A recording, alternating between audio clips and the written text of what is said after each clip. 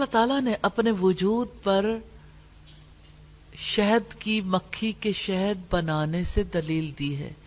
اپنے رب کو پہچاننا چاہتے ہو تو شہد کی مکھی کے طرز عمل کو دیکھ لو. کہاں سے سیکھتی ہے؟ کیا شہد کی مکھی کے لیے کوئی اسکول ہے؟ کوئی ٹریننگ سینٹرز ہیں؟ وہ چھتا بنانے کا عمل کہاں سے سیکھتی ہے اتنا ایکوریٹ؟ انجینئرز بھی ایسی انجینئرنگ نہیں کر سکتے. کس سے اس نے علم پایا؟ اور میلوں کا سفر طے کر کے وہ کیسے پھلوں اور پھولوں کا رس لے کر آتی ہے؟ اس نے کہاں سے شہد بنانا سیکھا؟ تو شہد کی مکھی میں بھی ہمارے رب کی تخلیق کی نشانیاں ہیں. وَأَوْحَى رَبُّكَ إِلَى النَّحْلِ، اور آپ کے رب نے شہد کی مکھی کی طرف وحی کی. اس کے دل میں یہ بات پیدا کر دی گئی کہ پہاڑوں، درختوں اور بیلوں میں اپنے چھتے بنائے، ان میں رہے سہے، اور درختوں اور بیلوں میں بھی. اس چھوٹی سی شہد کی مکھی میں غور و فکر کرنے والوں کے لیے بڑی نشانیاں ہیں. کتنے راز ہیں جو شہد کی مکھی میں ہیں. اللہ تعالیٰ نے حیرت انگیز طریقے سے شہد کی مکھی کی رہنمائی فرمائی ہے. اور وہ کیا ہے؟ Just imagine. آپ کے دل میں بھی گھر بنانے کی خواہش ہے نا؟ انسان یہ خواہش رکھتے ہیں. وہ منیر نیازی کہتا ہے گھر بنانا چاہتا ہوں، میرا گھر کوئی نہیں. لیکن بنانے والوں کو پتہ نہیں ہے گھر کیسے بنتے. انجینئرز کو پتا، سارے انسان نہیں جانتے. پھر جو انجینئرز کے ساتھ کام کرنے والی ٹیم ہے، کانٹریکٹرز ہیں، مستری ہیں، مزدور ہیں، ایک چین ہے نا جو گھر بنانے کے عمل میں کام کرتی ہے. سارے انسانوں کو سمجھ نہیں ہے. اور آپ امیجن کر سکتے ہیں کہاں آپ اور کہاں شہد کی مکھی. شہد کی مکھی بھی گھر بنانا چاہتی ہے، لیکن عجیب بات ہے ان کا گھر الگ الگ نہیں ہوتا، مشترکہ گھر ہے جہاں بہت سے کمرے ہیں. کتنے خوبصورت ہیں، ذرہ برابر فرق نہیں ہے، ہشت پہلو ہیں. اللہ تعالیٰ فرماتے ہیں شہد کی مکھی کی طرف ہم نے وحی کی ہے. وہ وحی کیا ہے؟ کچھ پہاڑوں اور کچھ درختوں میں سے گھر بناؤ، اور اس میں سے بھی جنہیں وہ چڑھاتے ہیں. یعنی آپ کے لیے 3 طرح کی زمین ہے جہاں آپ نے گھر بنانے. انسان ہموار زمین پر گھر بنائے یا پہاڑوں پر بنائے. شہد کی مکھی نے بنانا ہے، پہاڑوں میں جا کے بنا لے، درختوں پر بنا لے یا بیلوں میں بنا لے. تو لیجئے شہد کی مکھی گھر بنانے کے لیے تیار. ساری مکھیوں کے پاس علم ہے. ریلی یہ علم انسانوں کے پاس نہیں ہے. سب انسان نہیں جانتے گھر کیسے بنتے ہیں. اللہ پاک نے چھتا بنانے کا حکم دیا، درختوں میں بنا لو، بیلوں میں، پہاڑوں میں. تو شہد کی مکھیوں کے چھتے میں کس چیز کی نشانی ہے؟ زندگی کی. ان کا شہد بنانا عمل کے اعتبار سے بے حد دل پسند عمل ہے. شہد کی مکھیاں جو چھتا تعمیر کرتی ہیں، جانتے ہیں اس پہ کتنی مکھیاں رہ سکتی؟ 30,000 مکھیاں. 30,000، 30,000. اتنا بڑا کام کرنا ہے. اور یہ مکھیاں اکیلے اکیلے منہ اٹھائے کام نہیں کرتی، مل جل کر کام کرتی ہیں. اور جانتے ہیں چھتا کیسے بنتا ہے؟ نہ سیمنٹ، نہ ریت، نہ پانی، نہ اینٹیں. عجیب معاملہ ہے. شہد کی مکھی کے اندر ہی اس کا گھر بنانے کا سامان بھی ہے. لو اپنے لعاب سے چھتے میں چھوٹے چھوٹے ایک برابر کے خانے بنا لیتی. کہیں ڈرا کرتی ہیں؟ شاید، ہمیں پتہ نہیں ہے، لیکن ہیں بالکل ایک برابر. اگلی انسٹرکشن آ گئی، گھر بنا لیا نا، پھر ہر قسم کے پھلوں سے کھاؤ، پھر اپنے رب کے مسخر کیے ہوئے راستوں پر چلو. ایک شربت اس کے پیٹ سے نکلتا ہے جس کے رنگ مختلف ہوتے ہیں، اس میں لوگوں کے لیے شفا ہے. بلا شبہ اس میں یقیناً ان کے لیے ایک نشانی ہے جو غور و فکر کرتے ہیں. شہد بنانے کے عمل کے لیے شہد کی مکھی کو ٹریننگ دی گئی ہے، حکم دیا گیا. گھر بنانے کے لیے بھی الہام تھا، اور شہد بنانے کے لیے بھی. گھر بن گیا. اب اس گھر میں کرنا کیا ہے؟ بے مقصد تو گھر نہیں بنا. ہمارے یہاں تو لوگ بے مقصد گھر بناتے ہیں، کچھ اپنے لیے اور کچھ ویسے ہی بنا لیتے ہیں. تو شہد کی مکھی کا یہ گھر خالی نہیں رہنا. مجھے خالی رہنے سے ایک واقعہ یاد آ گیا. ایک صاحب جو سکھ تھے، انہوں نے اپنے گھر میں 3 سوئمنگ پول بنائے. جب لوگ وزٹ کرنے کے لیے، آپ کو پتا ہے جو لوگ نمائشی کام کرتے ہیں وہ لوگوں کو وزٹ بہت کرواتے ہیں. تو لوگوں نے پوچھا، سردار جی 3 سوئمنگ پول کیوں بنائے ہیں؟ تو انہوں نے کہا یہ گرم پانی کے لیے ہے، جب آپ کو ٹھنڈ لگے تو گرم پانی سے نہا لیں. یہ ٹھنڈے پانی کے لیے، گرمی لگے تو اس سے نہا لیں. تو لوگوں نے کہا کہ یہ خالی سوئمنگ پول کیوں رکھا ہے؟ انہوں نے کہا کدی نہیں بھی نہانا ہوندا. یعنی انسان تو ایسے بے مقصد کام کر لیتے ہیں، لیکن شہد کی مکھی جو چھتا بناتی ہے نا، اس چھتے کا ایک خانہ بھی خالی نہیں رہتا. بے مقصد نہیں بناتی.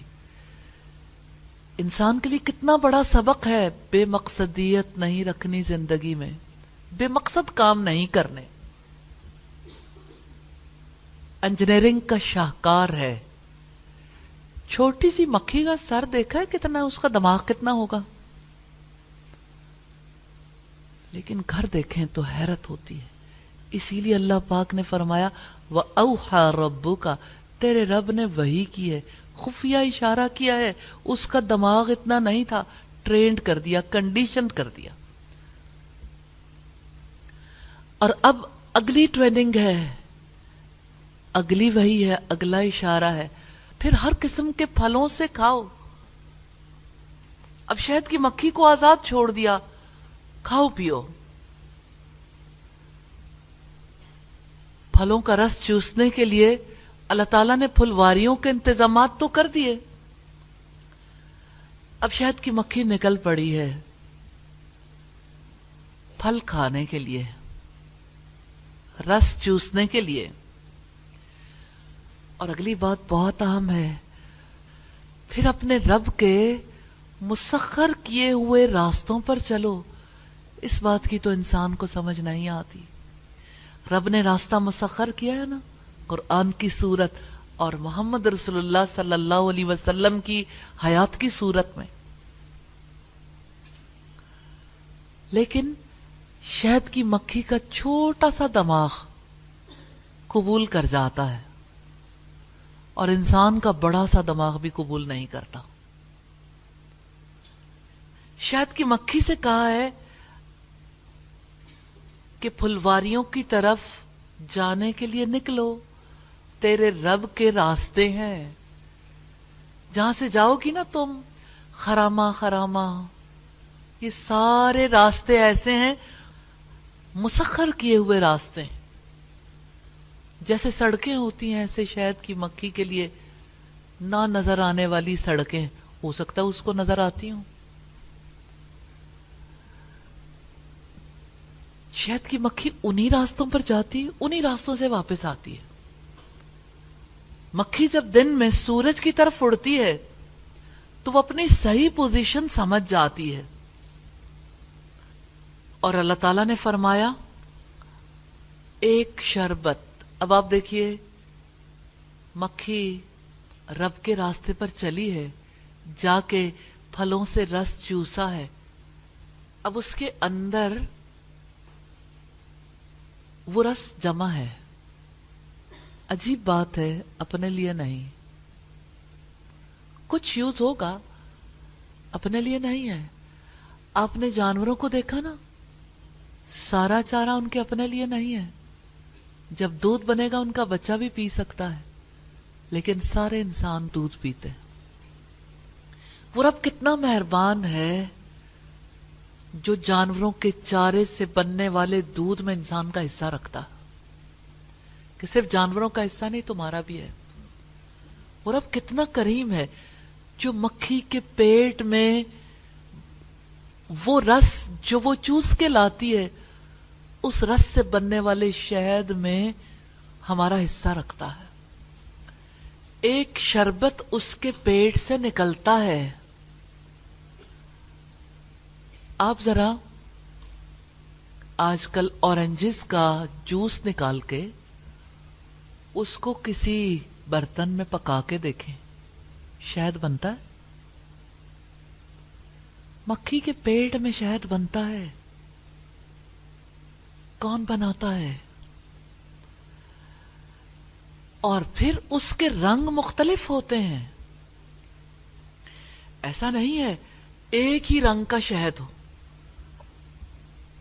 شہد گولڈن بھی ہوتا ہے، تھوڑا براؤن ٹائپ بھی ہوتا ہے، ریڈش بھی ہوتا ہے. کتنے رنگ ہیں.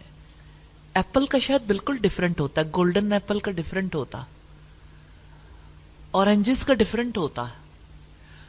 جس علاقے میں جس قسم کے پھل ہوتے ہیں شہد میں اس کا ٹیسٹ آتا ہے. شہد سے پتا چلتا ہے مکھی نے کیا کھایا تھا، کیا چوسا تھا. شربت ہے یعنی شہد ہے، اللہ تعالیٰ کی نعمت ہے جس کے رنگ مختلف ہوتے ہیں. سرخ، سنہری، سیاہ. یہ رنگ پھلواریوں کے مطابق بھی ہوتے ہیں، زمین کے مطابق بھی. اس میں لوگوں کے لیے شفا ہے. شہد میں لوگوں کے بہت سے امراض کے لیے شفا رکھی ہے. شہد کیسے بنتا ہے؟ اس شکر سے مل کر بنتا ہے جو گلوکوز یا اس قدرتی شکر سے حاصل ہوتی ہے جو معدنیات مثلا magnesium, potassium, calcium, sodium, sulphur, لوہے اور فاسفیٹ سے حاصل ہوتی ہے. شہد میں حراروں کی سطح کم ہوتی ہے. عجیب بات ہے لیکن بہت خوشگوار کہ شہد کی وجہ سے وزن میں اضافہ نہیں ہوتا. یہ خون کے اندر تیزی سے حل ہو جاتا ہے، خون بنانے میں بھی مدد دیتا ہے. چھتے کو دیکھیں، اس چھتے میں آپ کی زندگی کی علامت ہے. خون بنانے کے لیے مکھیاں اس میں رہتی ہیں، کیونکہ مکھیوں کے پیٹ سے جو شہد نکلتا ہے وہ شہد اس میں ہوتا ہے. خون کو صاف بھی کرتا ہے. شہد بیکٹیریا کو جگہ بھی نہیں دیتا. شہد معدے کا دوست ہے. اور شہد بنتا کہاں ہے؟ مکھی کے پیٹ میں. سیدنا جابر بن عبداللہ نے بیان کیا، نبی صلی اللہ علیہ وسلم نے فرمایا اگر تمہاری دواؤں میں سے کسی میں بھلائی ہے تو پچھنا لگوانے یا شہد پینے اور آگ سے داغنے میں ہے. اگر وہ مرض کے مطابق ہوں اور میں آگ سے داغنے کو پسند نہیں کروں گا. صحیح بخاری کی 5683 نمبر روایت ہے. سیدنا ابو سعید خدری سے روایت ہے کہ ایک صاحب نبی صلی اللہ علیہ وسلم کی خدمت میں حاضر ہوئے. عرض کیا کہ میرا بھائی پیٹ کی تکلیف میں مبتلا ہے. آپ نے فرمایا اسے شہد پلاؤ. دوسری مرتبہ وہی صحابی حاضر ہوئے.